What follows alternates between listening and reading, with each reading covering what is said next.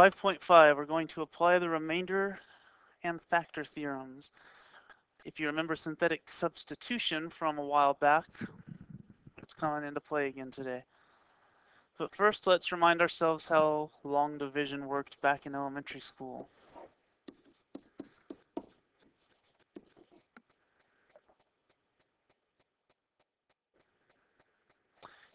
First thing we did was said, does 3 go into 2? And the answer is no. Does 3 go into 21? Yes, 7 times. Then we multiplied the 7 and the 3, and got 21, and we subtracted. All of these details are important because we're about to do this with polynomials. Next thing we did was drop the 4 and say, how many times does 3 go into 4? 1 time.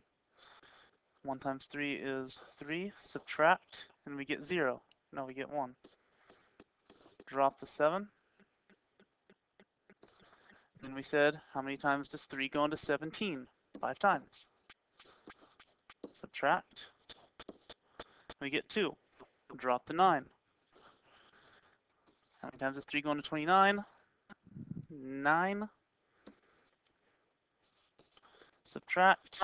Drop the 8. 3 goes into 28. 9 times also. And we end up with a remainder of 1. Now, and we know how to do that with decimals, but we're not going to do decimals. Instead, we're going to say our answer is 71599 plus our remainder over whatever we were dividing by.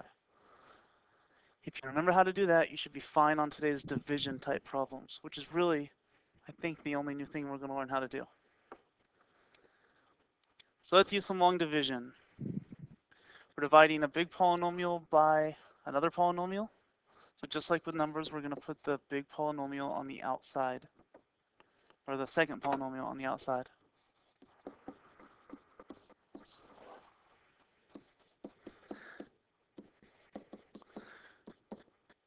Notice there's no x squared term, so I've got to put in a placeholder for x squared. Now we're ready to set up this division process. First thing you ask yourself is, x squared times what makes 3x to the fourth? And that requires a little thinking, but you'll come up with 3x squared. Now we're going to distribute that 3x squared to the entire polynomial out here. So we go 3x squared times x squared, 3x squared times negative 3x, and 3x squared times positive 5. And just like division with numbers, we subtract. So those parentheses are important because we have to distribute the minus sign. 3 minus 3 is 0. Negative 5 minus negative 9 is 4. Minus 15x squared. And then we've got to drop down whatever's left. You really only have to drop down one thing when you're dividing by numbers. But when we're dividing by polynomials, it's easier to keep things organized, in my opinion, if you drop everything else down. Now we go through the process again. X times what makes 4x cubed? X squared times what makes 4x cubed? Positive 4x. Now we take that positive 4x and multiply it by that whole highlighted thing, just like last time. And when we do that, we end up with 4x cubed minus 12x squared plus 20x. Again, we're going to subtract. Kind of a long process, I get it. End up with negative 3x squared minus 16x. And drop down to minus 6. We're only going to have to do this one more time. The reason I know that is because my x squared in the original is the same power as here. X squared times what is negative 3x squared? Negative 3. And multiply again, distribute to all three highlighted terms. End up with negative 3x squared plus 9x minus 15. And we subtract those. And it turns out we get negative 25x plus 9. Remember, I'm distributing that minus sign. If you remember back from the previous slide, what we did with the remainder was we just wrote it over whatever we were dividing by. And for the rest of our answer, we write out whatever we got up top. 3x squared plus 4x minus 3. Then we say plus that remainder. Don't forget to write the plus when you're writing that remainder. And that's it. That's long division. It's probably about as messy as it's going to get, too. Now, what we're going to learn here soon is if we're dividing by a linear factor instead of a quadratic factor, we're going to get to use something called synthetic division, which is way faster, way easier. We'll see that soon. First, we're going to do long division without using synthetic division. We're going to do long division on one more. You should be able to set this up and do the whole thing on your own. Don't forget to put plus the remainder over the divisor. Try that on your own, see if you get the same thing I get. I'm not including all the steps on this one. It's actually an easier version of the last problem. It's easy to make a mistake because there's so many sign changes here. At this point, you can go ahead and pause the video, try these on your own, or you can do that later. Next up, it tells us if we divide by a linear factor and get no... If you divide by a linear factor, then the remainder is always going to be the same thing as if you would have just plugged k into the original problem. And the way we plug k into a polynomial is using synthetic substitution. So let's take a look at that. We're going to divide this polynomial by x plus 3. So first we figure out what is k. K is negative 3. We change the sign. Then we do synthetic substitution.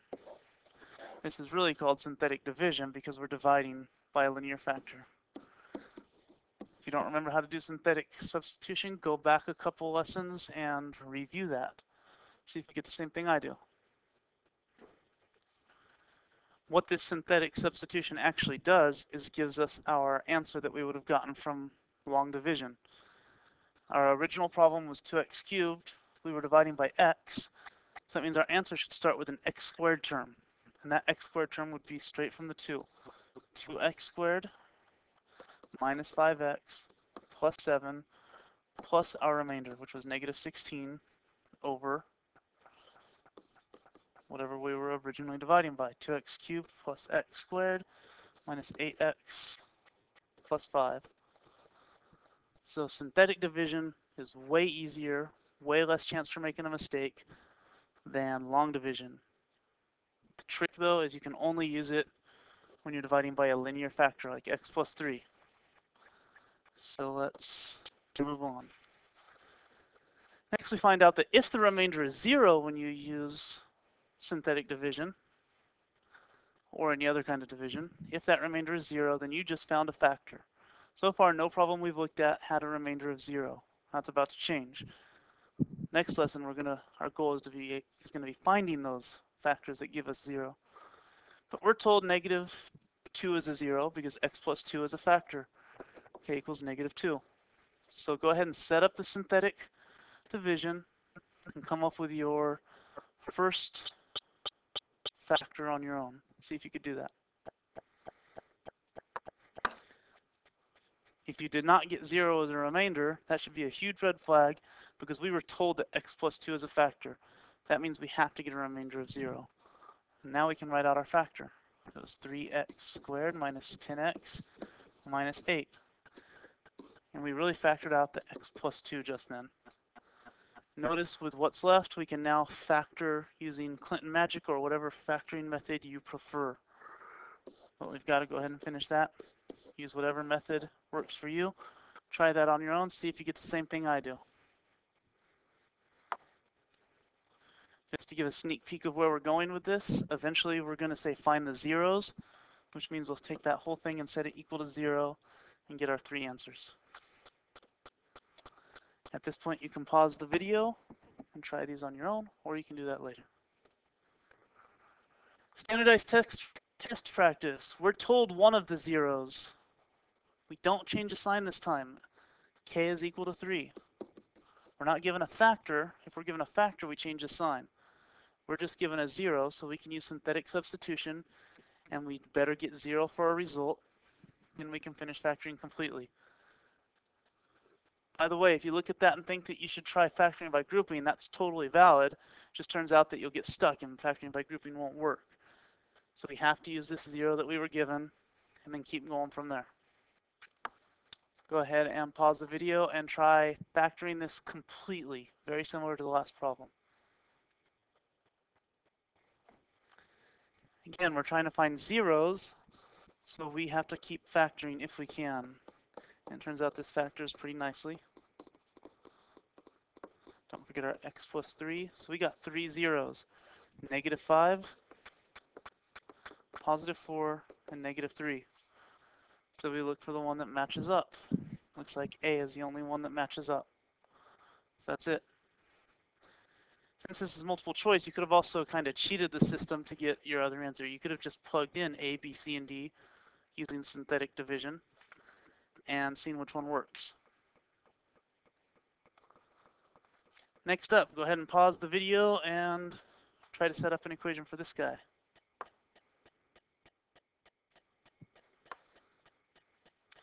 If you tried plugging in P and making it 25 million, the problem there is P is already in millions. So we have 25 to represent 25 million.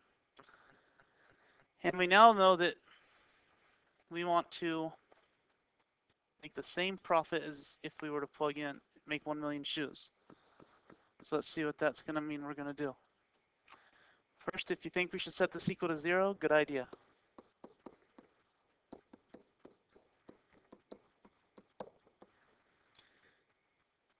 I don't really like having a negative leading coefficient. It's just a personal preference.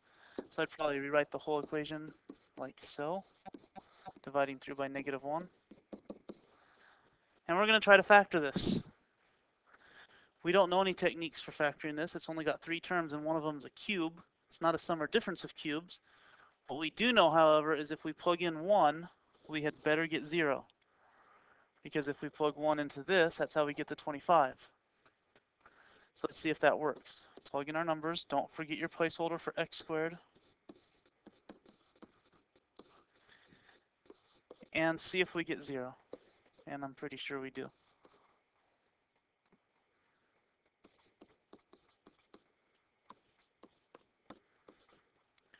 And we're left with a quadratic. 21x squared plus 21x minus 25 equals 0. And the x minus 1 factor as well. We don't care about the x minus 1 factor too much because we already know that one's going to give us 0. We already figured it out. We need to figure out what the other values of x are, and that looks like a beast. I think our only good choice is using the quadratic formula. If you haven't practiced it in a while, pause the video, try it on your own. I expect you to know how to use a quadratic formula. Once you go through the entire quadratic formula, you'll get this. We only want a positive number because we're making millions of shoes. We can't make a negative millions of shoes. So we go -21 plus 50.4 over 42. We get 0.7 million shoes. I'd also accept it if you wrote that in number form instead of 0.7 million. You could say 700,000 shoes. And that's it.